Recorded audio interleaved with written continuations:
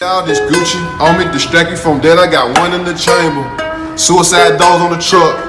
Good girl turned to a slut. First I was down, now I'm up. Buy a bus down every month. This just the way I was cut. Back and forth with a nigga for what? Sneaker bars.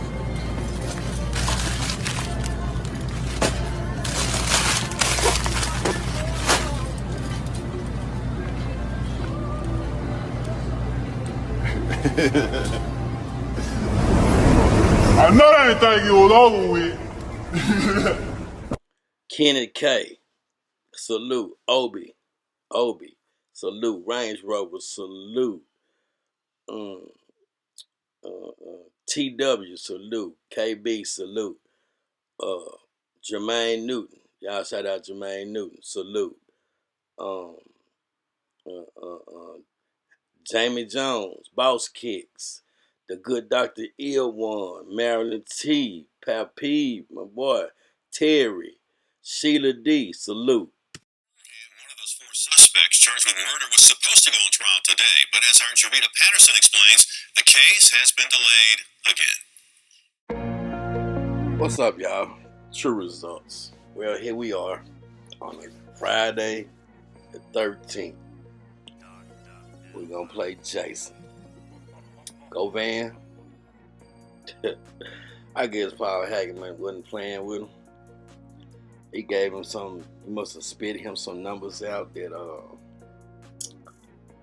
he couldn't handle, so he going to take his chances at trial. And by the way, as you can see, the trial date would not be in March as we expected. They always playing games. It's going to be in July, the end of July, the 28th, 2025.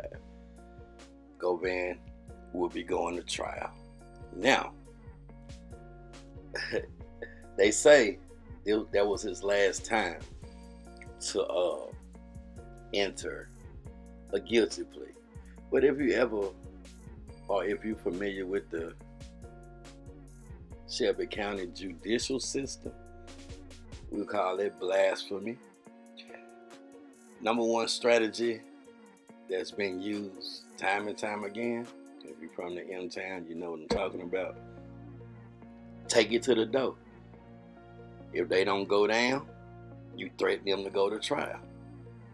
Now, before their trial date gets there, they thinking about how much money it's gonna cost for this trial. And they will come back to you with one last offer anytime before that trial date begins. And also you have the option to take the plea deal anyway, because it's money involved. And guess what? Look around the board in Shelby County with all these lawsuits and the Department of Justice and all that. Memphis down there bankrupt. So you add all that up, we just have to wait and see. But I'm kind of split, because they must have threw him out some big numbers. And if you look at his lengthy criminal record, it should be a violation of the safety of the citizens.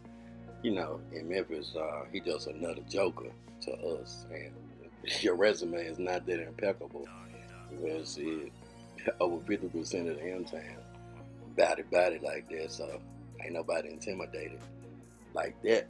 But looking at your criminal history and what you have gotten away with while out on bond, what you have gotten away with while out on bond, we would deem you a threat to public safety. Who's watching you? What kind of, we've never seen an ankle monitor. Of course you don't have an ankle monitor on. Don't y'all find that kind of interesting? Because if you did have an ankle monitor on, they would have knew every time you was out of town This MFer went out of town, traveled everywhere he want to go, so he don't have an ankle monitor on. Doesn't that shock y'all? That he's able to travel freely? Now who's supervising Govan? Is it the feds? Is he that important? Is this all a gimmick? Is this all just to save himself from not a gimmick? He has to do some kind of time. He just don't want to do federal time. That means with the Proffer agreement, once again, we know this is evidence and proof that there is there will be a federal indictment with a lot of people's names in it. That is for sure. And Proffer and feds go together. Now, they say he told his involvement in the unaliving of young Dolph that can't be used against him at a later date. So if he goes to trial, well, maybe that's the reason why they moved Cornelius out of 201 Poplar Shelby County Jail into a secret, not so secret to me location, because of what's coming up.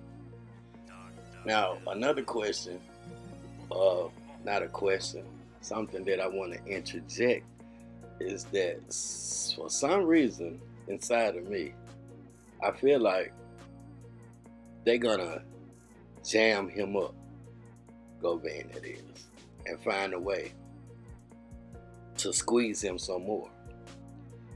For some reason inside of Truth, I feel like they're gonna find a way to violate his bond conditions and put him back in the box, the hot box.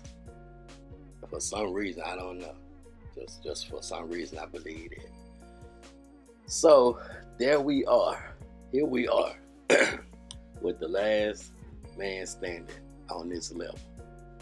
Now, Cornelius will not be going back to court, they say, until next year, which you might well say it's the middle of December. So this year, so we already know Cornelius Smith testimony is going to be major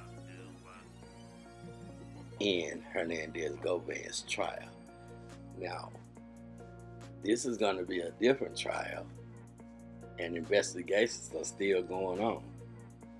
You believe that a lot of information can come out at this trial, at his trial. Now, if you look around the board and the battle, the stalemate that him and Gotti got going on, and oh yes, yeah, they had a stalemate. It's a possibility that, you see what happened to Juke and Teaser, right? It's a possibility that Gotti will do anything to protect where he at right now. And anybody that's in the way, yeah, it just might not turn out that good for you, in my personal opinion. Because how can I let you take down what I've been wanting to be, the king? I done made it here, got my big head girl of my dream, and I'm in the industry, protected. They grooming me, because my boy that recruited me to get the job done, they got him too. And I think Jay-Z know that he been played too. Time is up.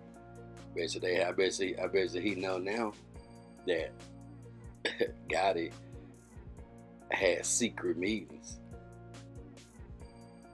with the powers that be, telling him, look, got you in here got your position.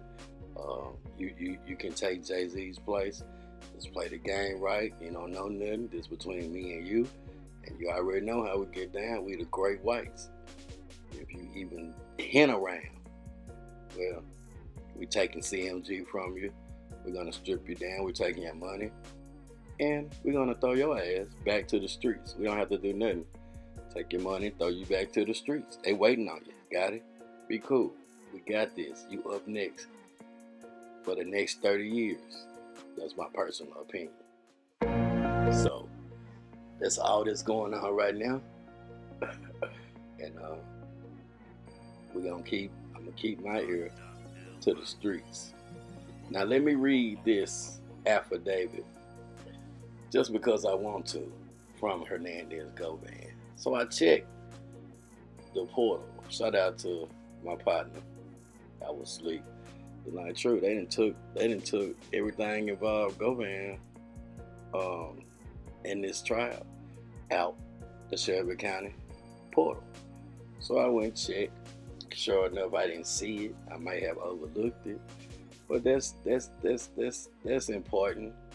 But let me read this affidavit just so y'all can know how he gets down and the temper that he got. In the last video I read to y'all that girl fight, he done took his new girlfriend to his old girlfriend's workplace, which is a bar. And it's a history behind that place that she worked at that we're gonna get into a little later. And punched her in the face because she was serving his old girlfriend was serving at an attitude when she was serving his new girlfriend. So he went behind the counter, punched her up and touched her up, pulled the hair out, and all of that. But let me read this affidavit so that y'all can know, have an idea what's going on and the tendencies that this dude got. Now, like I said, in M-Town, he just another one. Everybody like that. We don't fear no Govan. But for the regular citizens or whatnot, and what he's capable of, y'all should protest or something. But I got a feeling they finna lock his ass back up if Gotti don't get him first. True. 2012, right? End of 2012, October, right? Hernandez Govan, right? On 10/21/2012, Lieutenant P. Morton was on routine patrol southbound Crider Street when he heard several gunshots. Lieutenant Morton then observed the two defendants running southbound on Crider and turned back and fired shots at the victim standing on the east side of Crowder, with one round striking the front door at 1498 Crowder. The defendants then fled on foot as Lieutenant Morton pursued them. Defendant Hernandez Govan was located at 1502 Joanne. Defendant Michael Wilson was located in a shed behind 1478 Joanne. A Tech 9 firearm, 9mm model, was located at 1502 Joanne, in between the chain fence and a wood fence, and was tagged at 201 Poplar Property Evidence Room. Victim Cordero Avant advised officers that he was walking south on Crider when he saw the defendants get out of a gold car and start shooting at him and victim Darian Hines. Remember them names.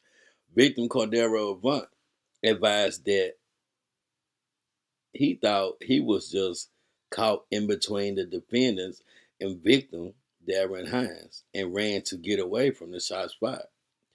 The owner of the home at 1498 Crider is Betty Jones. The felony assault unit was notified and advised to straight charge the defendants. The defendants are relatives to a victim killed on 10/20/2012 12, and believed victim Darian Hines to be responsible for his death. Y'all see that? True.